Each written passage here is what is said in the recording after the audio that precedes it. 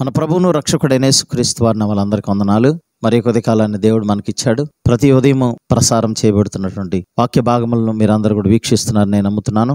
ఈరోజు కృపావాక్యమును మనం ధ్యానించుకుందాం. ఈరోజు వాక్యాంశము లైంగిక వాంఛలను ఏ విధంగా జయించాలి, how to overcome the sexual desires. ప్రియమైన దేవుని బిడ్డలారా, మరి ముఖ్యంగా లోకంలో మనం చూసేది యవనస్తుల విషయాల్లో యవనాన్ని కంట్రోల్ చేసుకోలేక అనేక రకాలైన తప్పులు చిక్కుపోయి దేవునికి దుఃఖపెడుతూ, సమాజాన్ని తల్లిదండ్రులు దుఃఖపెడుతూ, సమాజంలో అసభ్యంగా ప్రవర్తిస్తూ, సమాజానికి వ్యతిరేకమైన పరిస్థితులు జరుగుతూ ఉన్నాయి.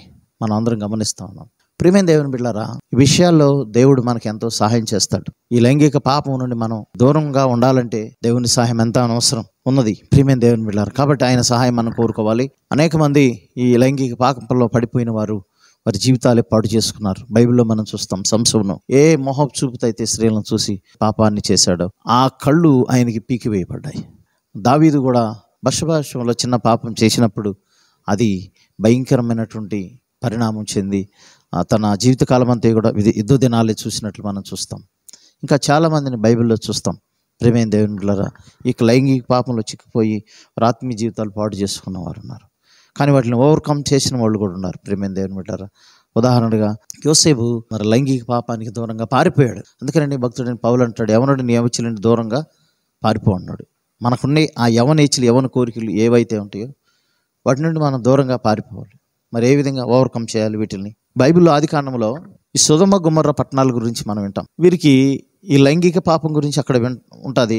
దేవదూతలు వచ్చినప్పుడు వారిని కూడా విడిచిపెట్టకుండా వారితో పాపం చేయాలని వారు ఆశించారు. ఆ డిజైర్స్ అనేవి ఏ విధంగా కలిగినాయి, ఏంటి పరిస్థితులు మనం గమనించినట్లయితే ఇక్కడ ఏం తెలియజేస్తా ఉన్నాడంటే 4 విషయాలు ఇక్కడ తెలియజేస్తా ఉన్నాడు. ప్రియమైన దేవుని బిడ్డలారా, వారిలో ఉన్న గర్వం, సోమర్తనం, తిండిపోతనం, దానివల్ల సుఖస్థితి పొందుతున్నారు. వారు దీనులకు దరిద్రులకు సహాయం చేయలేదు అని అంటున్నాడు. పట్టణాల్లో అలాంటి భయంకరమైనటువంటి పరిస్థితులు ఎదురైనాయి. ట్విన్ సిటీస్ అంటారు సొదొమ గొమొర్రా పట్టణాలు. కలిసి ఉన్న పట్టణాలని ట్విన్ సిటీస్ అంటారు. మరి సొదొమ గొమొర్రా పట్టణాలు ఆ రోజుల్లోనే కొన్ని వేల మంది ఉన్నారు, జీవించారు. అక్కడ పాపం ఎక్కువైపోయింది, నీతి కోల్పోయారు ప్రజలందరూ. అబ్రహాంతో దేవుడు తెలియజేస్తాడు, కనీసం 10 మంది కూడా నీతిమంతులు లేరు, కొన్ని వేల మంది నా పట్టణంలో. అలాంటప్పుడు దేవుడు ఏం చేస్తాడు? ఖచ్చితంగా దాని దోష శిక్ష భరించక తప్పదు. ఇక్కడ అదే రీతిగా ఈ 4 విషయాలు తెలియజేస్తా ఉన్నాడు. ఈ పాపాలు ఏవైతే ఉంటాయో వీటికి దూరంగా ఉండాలి అనేది. ఎందుకంటే వీటికి అనుసంధానమై ఉంటుంది. ఈ లైంగిక పాపానికి ఇవన్నీ అనుసంధానమై ఉన్నాయి. ఒకసారి మనం గమనిస్తే గర్వం మరియు లైంగిక పాపము, అదేవిధంగా సోమర్తనం మరియు లైంగిక పాపము, తిండిపోతనం మరియు లైంగిక పాపము, ఇతర విషయాల్లో ఆసక్తి లేకపోవటం మరియు లైంగిక పాపం. ఇవన్నీ కూడా ఏంటంటే వేరే వేరే విషయాలు, వేరే వేరే యాక్టివిటీస్లో, అనవసరమైన విషయాల్లో మనం తలదూర్చడం. తద్వారా సోమర్తనం కూడా చాలా భయంకరమైనది, ప్రౌడ్నెస్ కూడా చాలా భయంకరమైనది. మనం ఎప్పుడైతే సోమరులుగా ఉంటామో, ప్రార్థన చేయకుండా, ఎప్పుడైతే వాక్యం చదవకుండా సోమరులుగా ఉంటామో, ఎప్పుడైతే దేవుని సన్నిధికి వెళ్లకుండా సోమరులుగా ఉంటామో, ఖచ్చితంగా మనం పాపం చేయడానికి అవకాశం ఉంటుంది. ఖాళీగా ఉండేవాడు యొక్క మనసు, సోమరి మనసు సైతానికి పరిశ్రమ. అంటే వాడు వ్యర్థమైన ఆలోచనలు ఆలోచిస్తూ ఉంటాడు, చెడ్డ కోరికలు కలిగి ఉంటాడు, చెడు ఆలోచనలు ఆలోచిస్తూ ఉంటాడు. అందుకే మనిషి చురుగ్గా ఉండాలి. ఎక్కువ తిండి తినటం, దీనివల్ల కూడా మనిషికి లైంగిక పాపం అనేది రావడానికి అవకాశం ఉంటుంది. అంతేకాదు ప్రియమైన దేవుని బిడ్డలారా, మరి డబ్బు కలిగినోడు ఏం చేస్తాడు? దుర్వ్యాపారాలకి చేస్తాడు, కానీ ప్రజలకి సహాయం చేయడు. అక్కర్లో ఉన్నవాడిని ఆదుకోడు. వాడు మనసంతా వాటి మీదే ఉంటుంది. కాబట్టి కనీసం మనం చాలామందిని చూస్తాం, ఇలాంటి చెడ్డ కోరికలు కలిగిన వాడు కుటుంబంలో భార్యను కానీ పిల్లలను కూడా పట్టించుకోరు. కాబట్టి దానివల్ల ఎంతో భయంకరమైనటువంటి కీడు కలిగి ఉన్నది. కాబట్టి ప్రియమైన దేవుని బిడ్డలారా, వీటిని జయించాలంటే మనం కన్నీరు కార్చి ప్రార్థించాలి. ఇప్పుడు ఉపవాసం ఉండి ప్రార్థన చేసినప్పుడు ఏమవుతుంది? మన శరీరాన్ని మనం నలగొట్టుకుంటాం. భక్తుడైన మరి దావీదు అంటాడు, నా ఎముకలు క్షీణిస్తున్నాయి, నా శరీరం క్షీణించిపోతుంది అని అంటాడు. ఎందుకు? ఆయన ఉపవాసం ఉండి ప్రార్థన చేస్తూ ఉన్నాడు దేవుని సన్నిధిలో. ప్రియమైన దేవుని బిడ్డలారా, కాబట్టి మనం గమనించాలి. లేఖనాల్లో అంత గొప్ప రాజు ఆయన ఉపవాసం ఉండి ప్రార్థన చేయాల్సిన అవసరం ఏంటి? శరీరాన్ని నలగొట్టుకుంటున్నాడు. ఈ శరీరం చాలా డేంజర్. మరి ఈ లైంగిక పాపం అనేది మనం దూరంగా పోవాలంటే ఎప్పటికప్పుడు మనం ప్రార్థన చేస్తూ, వాక్యం చదువుతూ, ఉపవాసాలు ఉండి ప్రార్థన చేయాలి.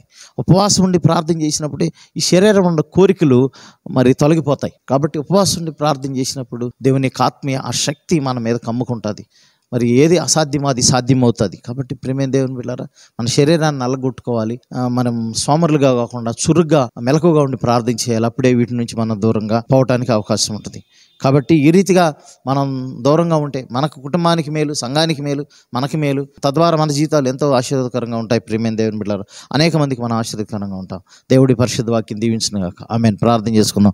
మమ్మల్ని మిక్కిలిగా ప్రేమించిన ప్రియ పరలోకపు తండ్రి, అవును ప్రభా, మరి ఇక సెక్సువల్ డిజైర్స్ నుంచి అనేక మంది విముక్తి కాలేకపోతున్నారు. లైంగిక పాపం నుంచి నాయన, ఆ లైంగిక పాపంలో పడిపోయిన వారు ఆయన ఇదిగో వారే కీడు చేసుకోవటమే కాకుండా కుటుంబాలు కూడా నాశనం అయిపోయినాయి, సంఘాలు నాశనం అయిపోయినాయి. కాబట్టి ప్రభా, దయచేసి కృప చూపించండి. సంఘాలలో కూడా అనేక రకాలైనటువంటి పరిస్థితులు ఎదురవుతున్నాయి.